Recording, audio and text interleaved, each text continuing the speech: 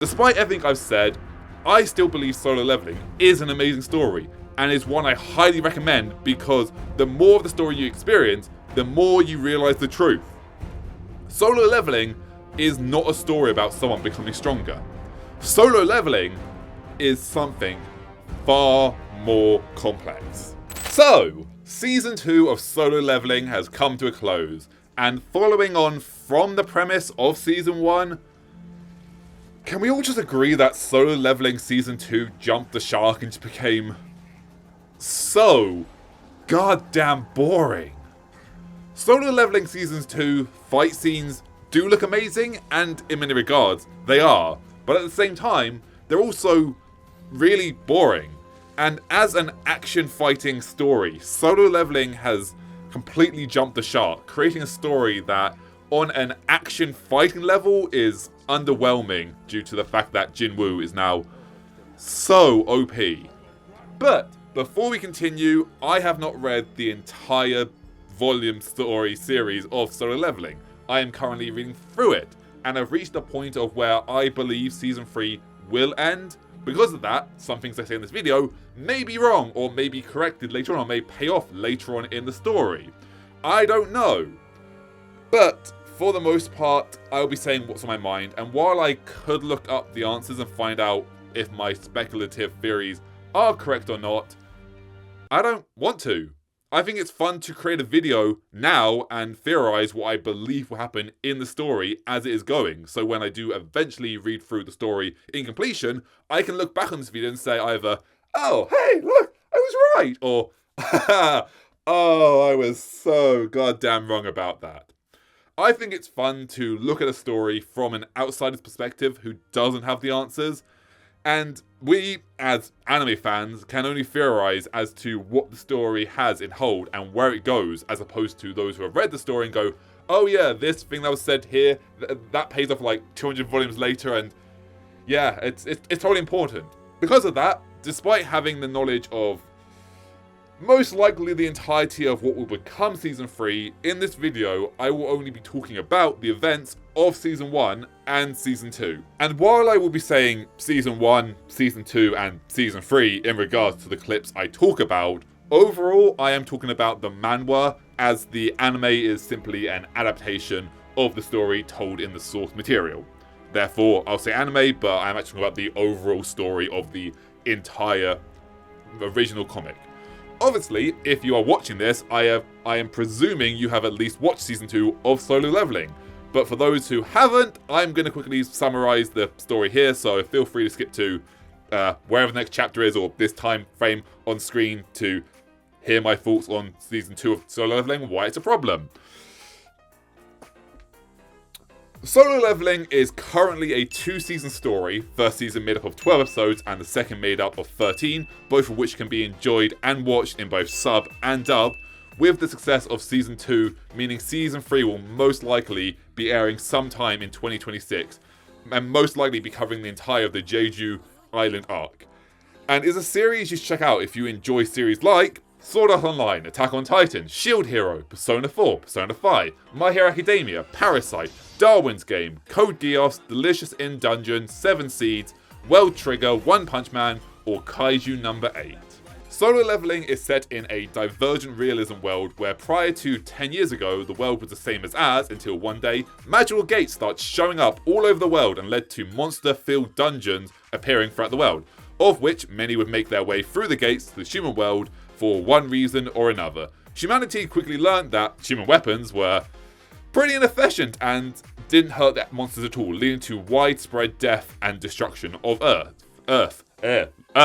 Fortunately, at the same time the gates appeared, something caused human biology to change and many humans became able to access various amounts of superhuman or magical abilities through a process known as awakening, which allowed them to damage the monsters. Quickly, those who had awoken came forth to defend Earth and establish a defense force against the gate and those who inhabited it. 10 years later, many others would become awoken, and those awakened individuals became known as hunters. And it was discovered that the resources on the other side of the gate were indeed highly valuable, leading to the creation of the Hunters Association and the job of hunters. as well as the discovery of the only way to close the gate is to defeat the boss within the gate. While those who have awoken do possess superhuman abilities, whatever amount you have when you do awaken is all you will ever have, and the extent of that varies from person to person. S rank being the most powerful, while E rank are the weakest. Essentially, those who have awoken but gained nothing from the awakening, along with the gates also being ranked in a similar manner, S rank to E rank. Our story follows Jinwoo, an E rank hunter who is known as the weakest hunter of all time, after he signs up to a standard dungeon in hopes of scoring some resources to help support his family.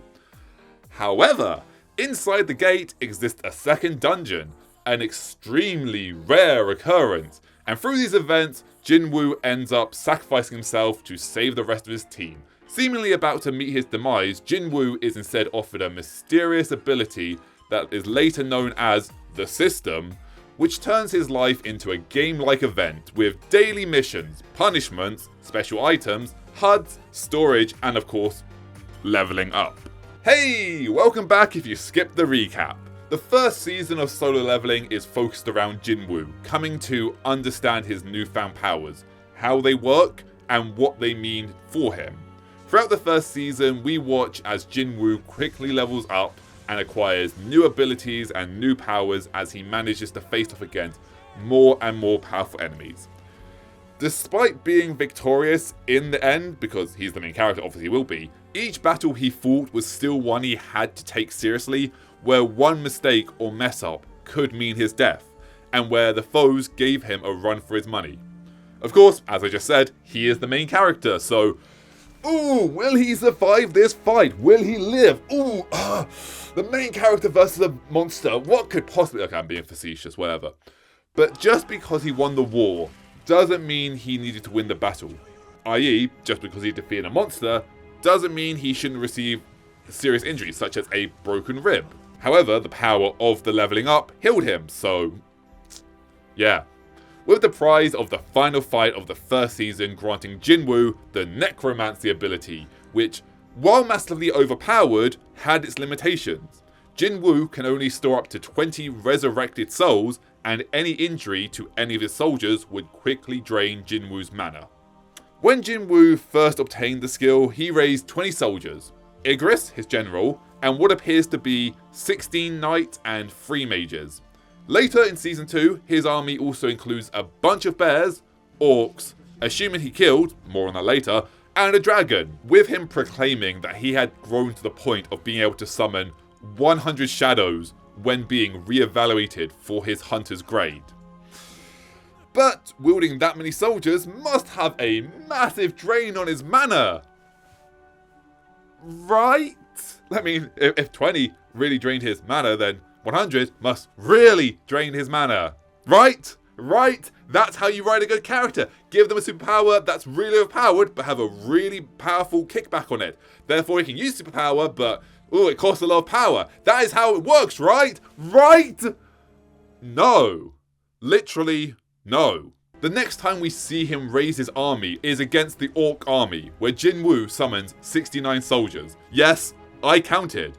As well as all the Orcs he raised later, and even during the battle we can see that he now has 3,829 MP. Even though we can see it rapidly depleting, Jinwoo isn't even phased because he can just drink another mana potion, plus he can move faster than the human eye, easily dispatching Orcs and go toe to toe with the big boss. And yeah, this does look super cool. It is super cool, but when you actually stop and think about it, god damn, this is really, really boring. I mean, it's cool, flashy, pretty lights. It looks so cool. But what's actually happening here? Oh yeah, Jinwoo is just way too OP now. And he just becomes an apathetic person. And he just becomes so cold during the series. During the battle with the Snow Bears earlier on in the season, he doesn't even fight. He just stands there callously as he watches his soldiers slaughter the Snow Bears. A short while later, choosing to kill another human that he most likely didn't actually have to. Sometimes when a human is deemed enough of a threat towards Jinwoo, the system will issue a warning of murderous intent, which forces Jinwoo to kill the person. But we never see this when it comes to Kim. The original manhwa explicitly states that Jinwoo riled him up with his plan to kill him. I mean, we even see Jinwoo smirking at the fact that he is going to kill Kim, a actual human. He is smirking at the fact that he has riled him up rather, enough that he is justified in killing him. He killed a human that he did not need to. Remember the character from the first season, the scruffy-haired weakling that was like really like someone you could connect with? By the end of the season, he has an entire army of orcs, soldiers, and bears, as well as Igris, the master soldier, Iron, Tank, Tusk, and Kaisel. And by the end of season 3, he will have another S-rank soldier added to his rank that is considered the strongest shadow and foe in the entire series. This is all to say solo leveling became boring because the leveling doesn't even matter anymore. Most of the leveling in season 2 is being done off screen. And this just creates two problems. The first one is the one that I call the Saitama conundrum, which is that the lack of connection we have with a character because they've just become so strong. It's boring now. They're so strong. Wow, how strong are they? Are they 10,000 times stronger or are they 1,000,000 times stronger? Oh, they're 750,000 times stronger. Cool. We can't comprehend those numbers. We see it's powerful, we know it's powerful, but we can't comprehend it because big power is... There's a level. There is a level of power like, okay, this person punches this, they do 1,000 damage. Cool. This person punches it, they do 10,000 damage. Okay, this person punches it, does 750,000 damage. We can't comprehend that. We have no idea. We have nothing to ration that to.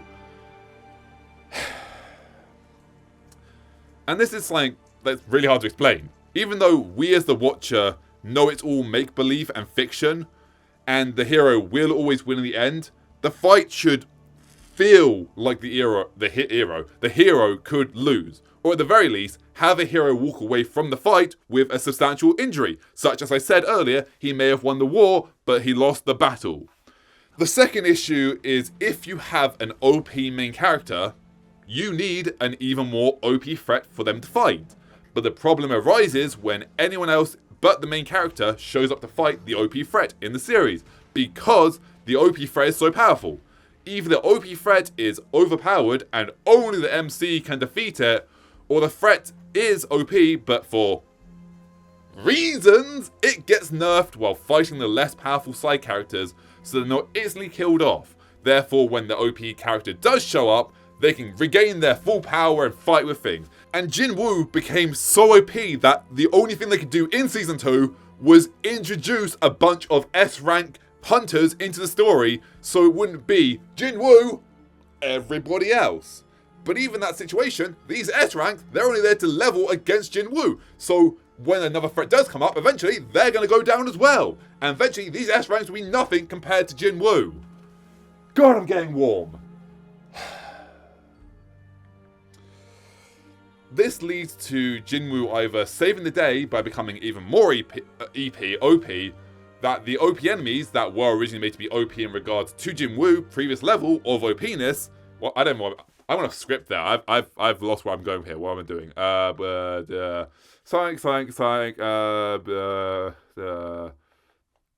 only thing they could do is introduce characters who are also super OP. So the power level wouldn't be Jinwoo. That's where I was going from. But again, once they introduce the super powerful characters, they need to introduce an equally OP enemy, which leads to Jinwoo saving the day by becoming even more OP than the OP enemies that were originally made to be OP in regards to Jinwoo's previous level of OPness. And even after that, the cycle just continues, and even if the fights still look cool, on an actual action fighting story level, solo leveling just gets more and more boring because it's a constant pendulum or swing of OP threat is introduced, Jinwoo becomes more powerful. OP threat is introduced, Jinwoo becomes more powerful. OP threat is introduced, Jinwoo becomes more powerful. OP threat, and round and round and round and way. However, despite everything I've said, I still believe solo leveling is an amazing story and is one I highly recommend because the more of the story you experience, the more you realise the truth. Solo Leveling is not a story about someone becoming stronger. Solo Leveling is something far more complex. Solo Leveling is about getting stronger in the same way that Attack on Titan is about the mindless titans scratching at the wall. You're not wrong to say that is what the series is about, and while it may initially seem like that, when you look at the story as a whole, the details which seemed like the biggest factor to the story is in fact just a small piece of a much larger picture. And hey, if you want to become a part of a much larger picture, well, we're moderately sized right now. Why don't you join the OTA army today? Normally it's $9.95, but for a limited time only, it's totally free. What was that? Without knowing the context of what the series had in store, Season 2 does feel somewhat boring. However, I also believe that Season 2 is much like Season 2 of Attack on Titan, where... The script's loading, sorry. I think I was meant to expand on that point. Did I forget to write for that bit? Whoops. Hold on one second. Yeah,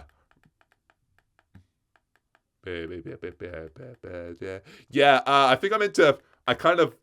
whoops, I forgot to finish that thought off. Okay, what was I saying? Without knowing the context of what series has in store, Season 2 does feel somewhat boring. However, I also believe that Season 2 is much like Season 2 of Attack on Titan. What did I mean by this? Do I not...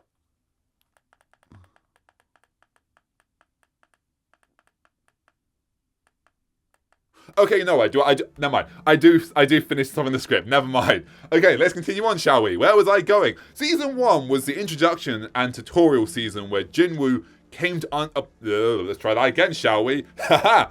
Season 1 was the introduction and tutorial season where Jinwoo came to obtain the power and figure out how it works, even if he doesn't know why it works the way it does, as well as dumping boatloads of explicit story on us to make sure we have all the information we need. Whereas Season 2 is, now that you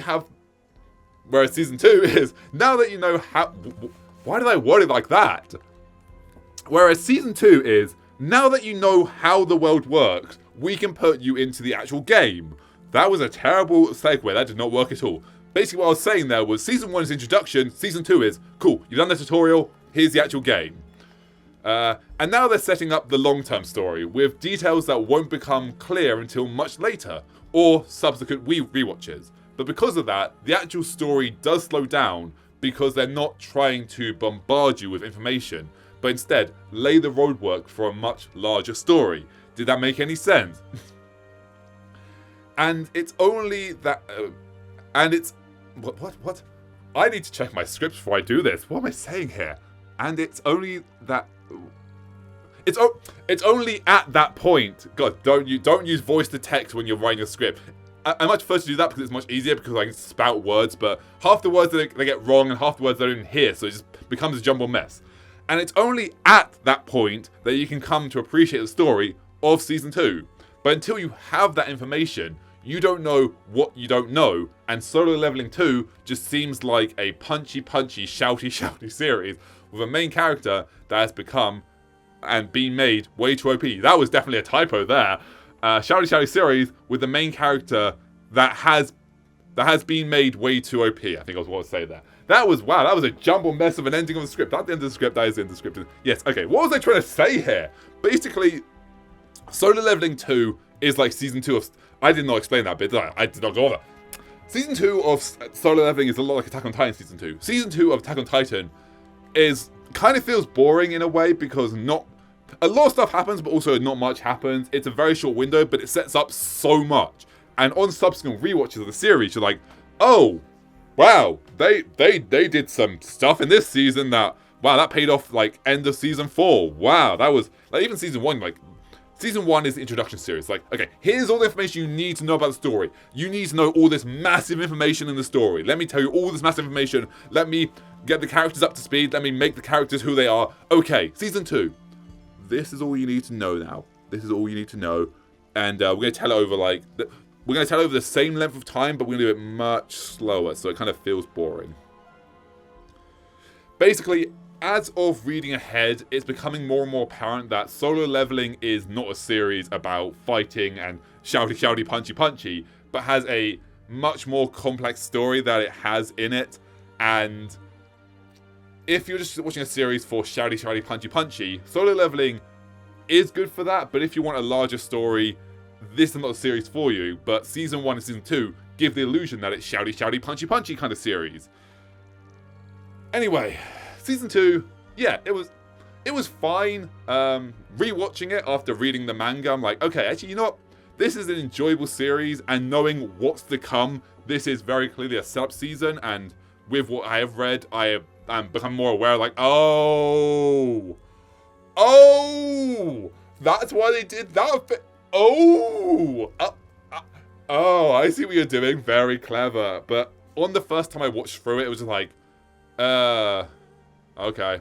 I got to episode, what was that, episode 3 with the ice orcs or ice demons or something. And I was like, this looks cool, but man, I am just not invested anymore, because there was Jinwoo just standing there like, go, my soldiers. Oh, potion.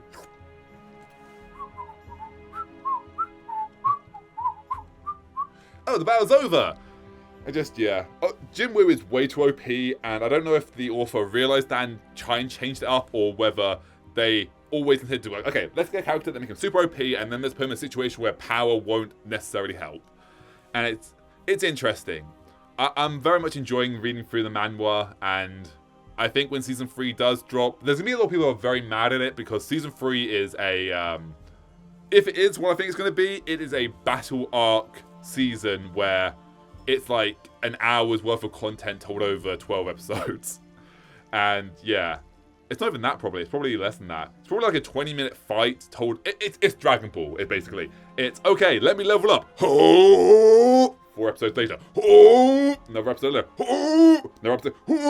Final episode. Okay, I'm finally ready. Punch. Well, that's the end of the battle. Hope you enjoyed the series of me just... I should not do that to my voice. I can feel it going. Did that make any sense in this video? I don't know. Thanks for watching. As I said, if you want to join the OTA army, it's $9.95. It's normally... Oh, no, it's free right now. Never mind. I'm not going to charge you. I'm a benevolent creator who won't charge a subscriber to subscribe. I guess you're not a subscriber right now. If you're not a subscriber yet, I'm a benevolent creator who won't charge my watchers anything to subscribe. If you are a subscriber, keep your mouth shut and don't answer what's in beneath. You signed the contract, no answering. Anyway, until next time, thanks for watching. What am I doing? I am in a giddy good mood.